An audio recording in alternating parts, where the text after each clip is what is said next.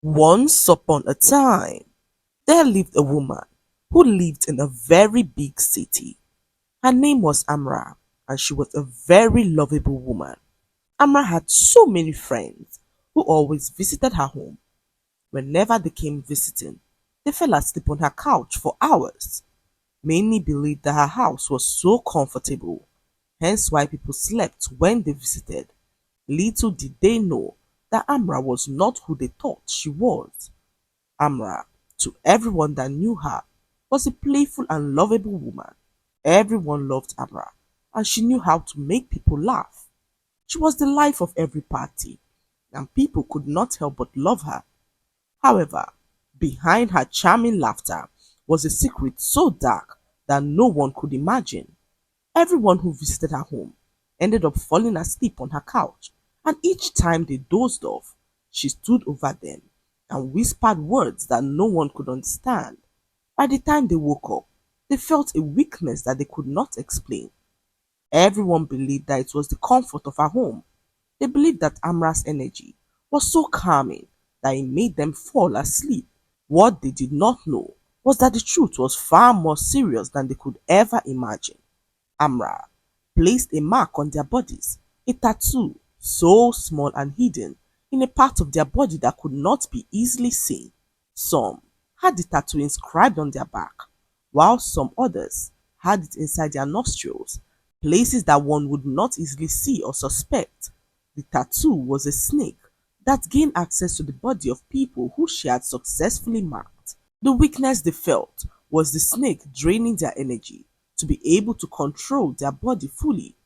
They thought they were living their own lives, making their own decisions, but in reality, they were puppets being controlled by a string, strings that were tied to Amra's hands. With every mark she placed, her power grew stronger and her reach spread further into the city.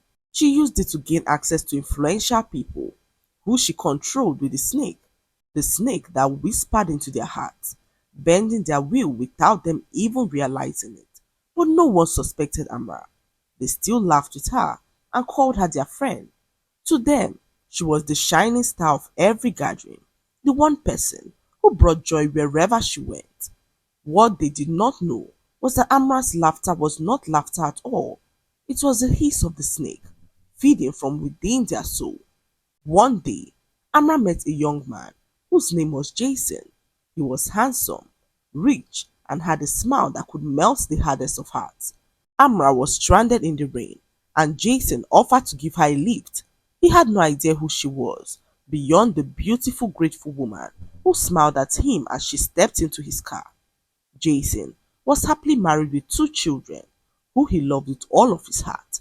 In fact, that night was his seventh wedding anniversary, and Jason was hurrying home to surprise his wife before he met Amra stranded by the roadside. His plan was to drop her off quickly and head home to his beautiful wife, who was all dressed and waiting. However, when they arrived at Amra's house, she began to fake an asthma attack. Jason ransacked her bag for an inhaler. He administered it to her and decided to help her into her home. What Jason did not know was that life as he knew it was about to end. He stepped into her house and helped her to a chair in the living room. A sweetness clung to the air, rich and inviting, and Jason found himself praising the scent before he even realized the words had left his mouth.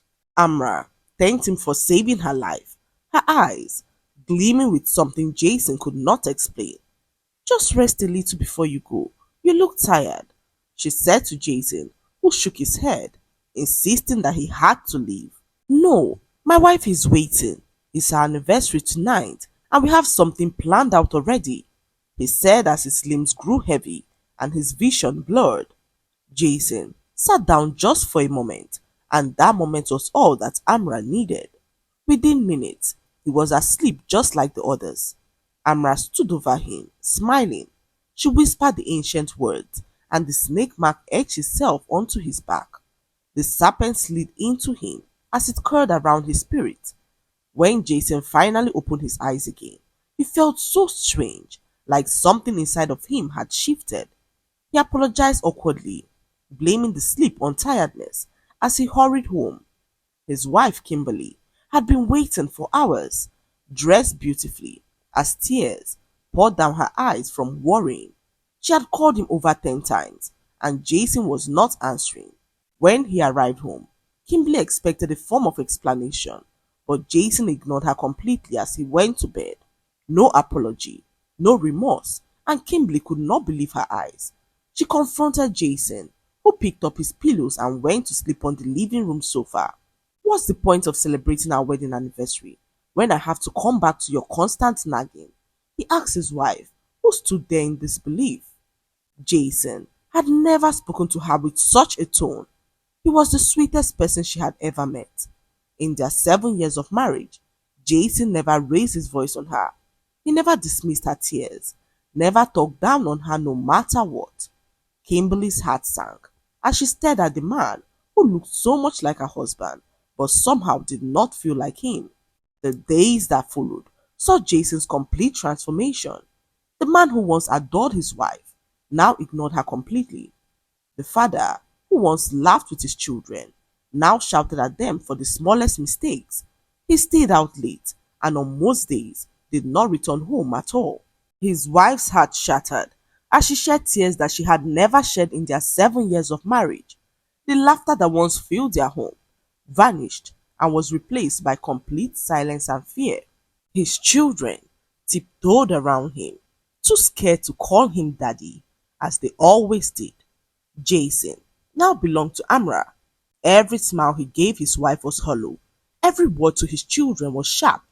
He spent his time with Amra, drawn to her house like a moth to a deadly flame. And each time he fell asleep on her couch, the snake's hold on him grew tighter, twisting him into a man his family could no longer recognize. His wife, Kimberly, could not understand what was happening. She tried speaking to Jason, but their conversations always ended with angry screams. Jason was not willing to listen to her. He blamed her for everything that was happening and even encouraged her to leave if she was fed up of their marriage. He began to lock his phone with a password, making it difficult for his wife to gain access to it. He stopped providing money for his family, saying that if they needed anything, then they should work for it. Jason missed his children's birthdays. Even when his first son was sick, he asked his wife why she was disturbing him with it. After all, he's not dead. So what is the fuss all about? He said to Kimberly, whose mouth opened in shock to hear such vile words from her husband. Kimberly could barely believe it. The man who once kissed their children goodnight and prayed over them was now a stranger in his own home. Jason no longer cared for the little things that made their family whole. Birthdays, dinners, anniversaries. His heart had grown colder with each passing day, and his soul seemed to drift farther away from them.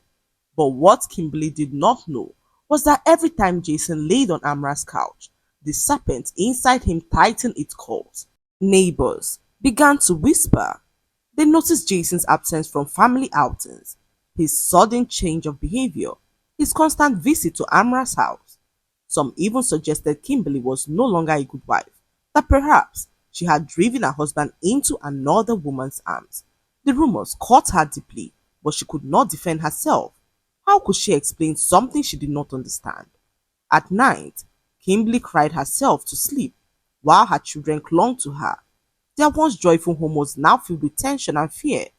Jason's footsteps at the door made their hearts race, not with excitement, but with dread. One evening, Kimberly confronted him again, desperate to save her family. Jason, she pleaded, tears streaming down her face. What has happened to you? This isn't the man I married. Jason turned to her, his eyes dark and distant. Maybe this is who I've always been, and you are just too blind to see it. His words pierced her like a knife, as Kimberly fell to her knees sobbing. She could feel her marriage slipping through her fingers, and she had no power to stop it. Just as she sat there, Jason picked up his car keys and drove out of the house. It was already 10 p.m., and Kimberly could not understand where he was going by that time of the night. Filled with so much curiosity, she decided to trail him. As they arrived at Amra's house, Kimberly watched from a distance as Amra hugged her husband and took him into the house. Her heart crumbled at the sight of this. Her husband, the man who once swore eternal love to her, was now holding another woman in his arms. Her tears poured like a fountain as she returned home, feeling broken and dejected. The next morning, when Jason returned, Kimberly was waiting. Her face was pale, her eyes swollen from crying, but her voice remained steady. Jason, she said, blocking the doorway before he could pass. I followed you last night. I saw you at that woman's house. Tell me the truth. What is really going on? Jason looked at her with eyes that no longer belonged to him. Kimberly, he said flatly, I don't need to hide anything from you anymore. Amra is the one I love. She makes me feel alive in ways you never could. I don't love you anymore. The words shattered Kimberly into 1,000 pieces. Her knees buckled as she clutched the door frame for support. In all their years together, through every fight and trial, Jason had never spoken with such cruelty. Jason, she whispered, choking back sobs as she began to speak. We have children together, Jason. We have a family. How can you say this? But Jason brushed past her coldly, as if her pain meant nothing to him. Kimberly could not hide her pain. She was so broken and desperate that she decided to pay Amra a visit. She knocked at the door, her hands trembling as Amra opened the door and smiled at her. Amra looked so radiant, her laughter ringing sweetly as though Kimberly's sorrow were melodies to her ears. Please, Kimberly begged Amra to leave her husband alone. I don't know what you've done to him, but I'm here to beg you to please leave him alone. Jason had been so mean to us, and this has affected our children, who miss their father so much. Amra's smile widened as she laughed mockingly. Leave him alone? She repeated softly. Then, suddenly, her voice sharpened. You dare come into my presence and tell me what to do? Jason is mine, and there is nothing you, a weeping little wife, can do about it. Amra's face twisted into a cruel smile. Her eyes darkened as she leaned closer and began to speak. You fool! Jason is mine now. Go back to your empty home, because nothing you will do will change my mind. Kimberly's sobs filled the air, but Amra was not done. She raised her hand and cursed her with words Kimberly could not understand. If you dare stand in my way again, you regret the day that you stepped foot in my house. Kimberly stumbled back, terrified as she watched her heart break beyond repair. She returned home and met her children, who all looked sad and confused. Their father had not spoken to them in days, and Kimberly could feel the weight of their grief. As she sat there with them, her youngest child, David, spoke up and said something that terrified Kimberly to her bones. Daddy is a snake, he said to his mother, who rebuked him for saying such a thing. Her heart skipped a beat as she looked at her son, David, his eyes wide and unblinking, as he pointed at his father's room door and repeated that his father was a very big snake. I saw it, Mommy. In the night, when Daddy was sleeping, a big snake surrounded him on his bed. He looked at me, and I ran back to my room and hid under the bed. Kimberly's breath caught in her throat. She stared at her son, her mind racing as her heart began to pound in her chest. What are you saying, David? How can your daddy be a snake? She asked David, who she rebuked and warned never to say such again. That night, as she slept, Kimberly dreamt of a very huge snake coming out of her husband's back. She saw her husband helpless and confused as the snake controlled him against his will. Kimberly woke up terrified as she began to pray. Her entire body was full of fear as she went down on her knees and prayed. Her husband stormed into her room and ordered her to leave his house. His eyes burned with rage as his voice thundered through the room. Get out of my house, he said as he pushed her out of the house. Kimberly watched as her husband chased their children out of his house as well. She watched in stunned silence as Jason shut the door to their faces, not caring where they would sleep by that time of the night. In that moment, she remembered her church and decided to take her children there. Kimberly had no family except Jason. She had no one to turn to and wondered why life had to treat her in such a cruel way. She met with the pastor, who gave her a small room in the church quarters to sleep. As Kimberly sat in the little room, her tears poured down like a fountain. She could not believe that Jason had pushed her and the children out of their home. Her heart broke, but her spirit still whispered to her never to give up. So the next morning, she returned home, hoping to have a word with him when she met Amra in their home. Kimberly could not contain her anger. She spoke up and asked Amra why she was after her husband so badly, knowing that he was married, and Amra looked her in the eyes and said that it was payback time. Kimberly froze as she wondered what Amra was talking about. It was then that Amra revealed to her who she truly was. I am the daughter of the woman whose home you destroyed, the daughter of the man you called at midnight, the night he left his house to meet with you and never returned. Kimberly's breath caught in her throat as she stared right at her, listening to her narrating the whole story. It all happened years ago when a young girl dated her father. He was a wealthy man who sponsored her education, bought her clothes, and gave her everything that she so desired. The young girl knew that he had a wife, but she did not care. All she cared about were the things that he gave to her. Do you remember the night you called him, demanding he come to you at midnight? Do you remember how armed robbers ended my father's life, turning my mother into a widow? Kimberly's hands trembled as her heart began to race. Do you know what happened after that? My mother died of a heart attack. I was left with nothing. Kimberly, nothing. Alone, abandoned and bitter, and all because of your selfishness. You mocked my mother when she confronted you. You called her names. You laughed while she slept. You fed on her pain and never cared to know how she felt.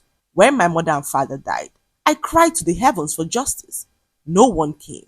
So I went to the water spirits. I begged them for power to avenge the death of my parents.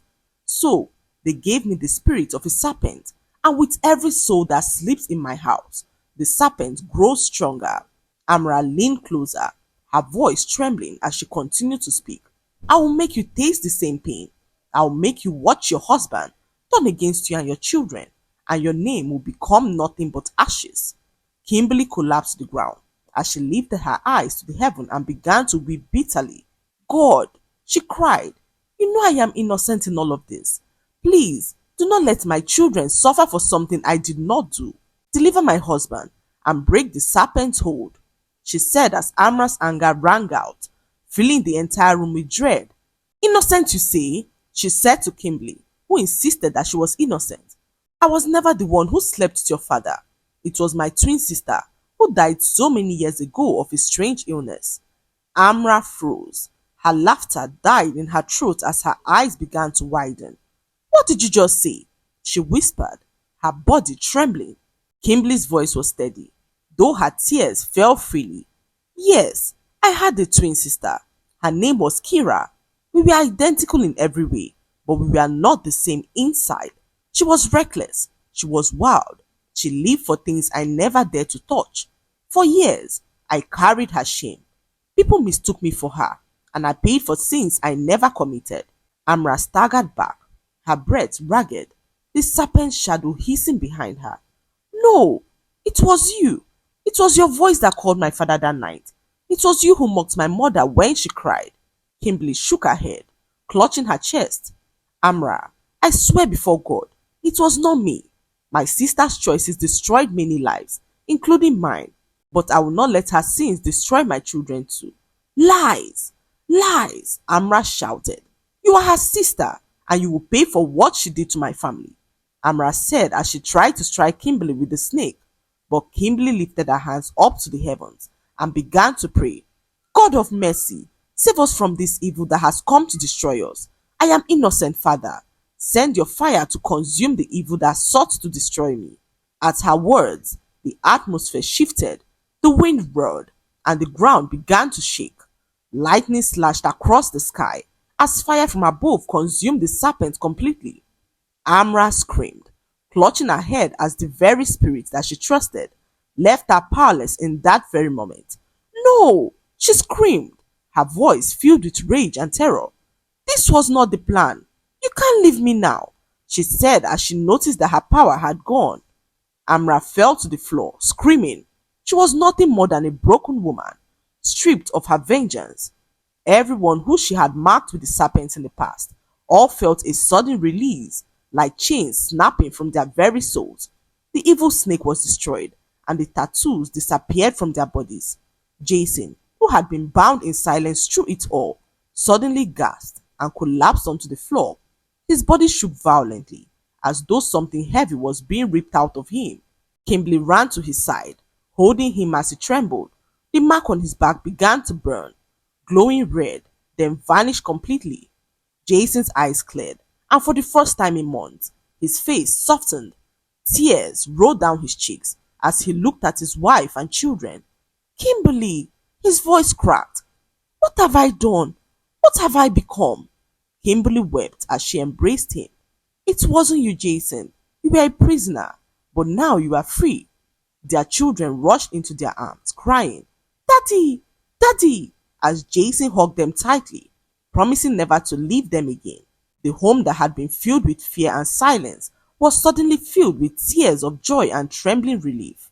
Meanwhile, Amra remained on the floor, broken and powerless. Her laughter was gone. Her beauty seemed to fade as years of bitterness weighed down on her face. Kimberly turned to her. Amra, listen to me. I was not the woman who destroyed your home. It was my twin sister, and she is dead. I have suffered for her sins all my life, even though they were not mine. I am sorry for what happened to your parents, but carrying hate has destroyed you more than anyone else. Amra looked up, her eyes red and swollen. For the first time, she realized the serpent had never given her justice. It had only devoured her heart. Her lips trembled as she whispered, All these years, I thought hurting others would heal me, but I only became the very thing I hated. Kimberly stretched out her hand. Let it go, Amra, Kimberly said gently. Your parents are gone, but you can still choose peace. Release the past, and you'll be free like the rest of us. Amra hesitated. Tears streamed down her face as she slowly took Kimberly's hands. In that moment, something broke inside of her. The bitterness that had consumed her melted away. She let out a cry, not of anger, but one of release. That was how Amra left Jason and his wife in peace. She learned her lesson that revenge is a fire that burns the hand that holds it. The lesson to be learned from this story is that actions always have consequences. Learn to live right with people and do not be the cause of pain to the innocent. Kimberly carried the shame of her sister's mistakes, yet she chose prayer and forgiveness instead of bitterness, and that brought her deliverance. Amra allowed anger to fester into vengeance, and in the end, it consumed her. The lesson is clear. When we seek revenge, we only end up destroying ourselves. But when we choose mercy, truth, and love, even the deepest chains can be broken. I hope you enjoyed the story.